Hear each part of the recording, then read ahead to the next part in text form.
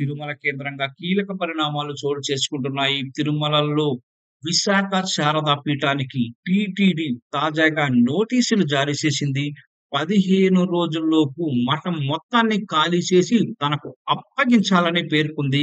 కొండపై నిబంధనలకు విరుద్ధంగా స్థలాన్ని ఆక్రమించి అక్రమ కట్టడాలు నిర్మించారని టీటీడీ గతంలో షోకాజ్ నోటీసులు జారీ చేసింది.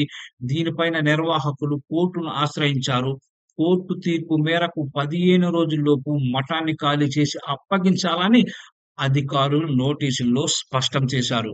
తిరుమలలో శారదా పీఠం నిబంధనలకు విరుద్ధంగా అక్రమ నిర్మాణం చేయడంతో 15 రోజుల్లో ఖాళీ చేసి మఠాన్ని అప్పగించాలని టీటీడీ స్పష్టం చేసింది.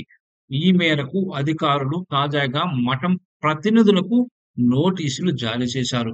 దాదాపు 20,000 చదరపు అడుగుల్లో శారదా పీఠం అక్రమ నిర్మాణాలు చేపట్టినట్టు టీటీడీ ఆరోపిస్తోంది.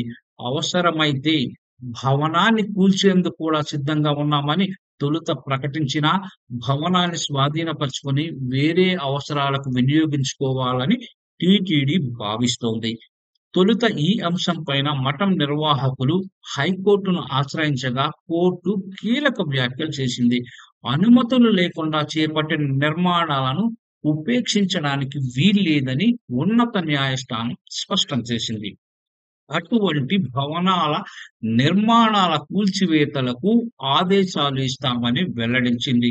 ఇటు విశాఖ శారదా పీఠం నిర్మించిన భవన నిర్మాణాలను క్రమబద్ధీకరించాలన్న అభ్యర్థనను ప్రభుత్వం తిరస్కరించింది. విశాఖలో కేటాయించిన భూముల రద్దుతో పాటు తాజా నిర్ణయంతో శారదా పీఠానికి గట్టి ఎదురుదెబ్బ తగిలింది. తాజాగా టీటీడీ 15 రోజుల డెడ్‌లైన్‌తో నోటీసులు జారీ చేయడంతో మాజీ సీఎం జగన్‌కు గురువుగా ప్రచారంలో ఉన్న స్వామి స్వరూపానందేంద్రకు ఎదురుదెబ్బగా చెబుతున్నారు. ఇక ఇప్పుడు టీటీడీ నోటీసుల పైన మఠం నిర్వాహకులు తదుపరి స్పందన ఏంటనేది స్పష్టతైతే రావాల్సి ఉంది.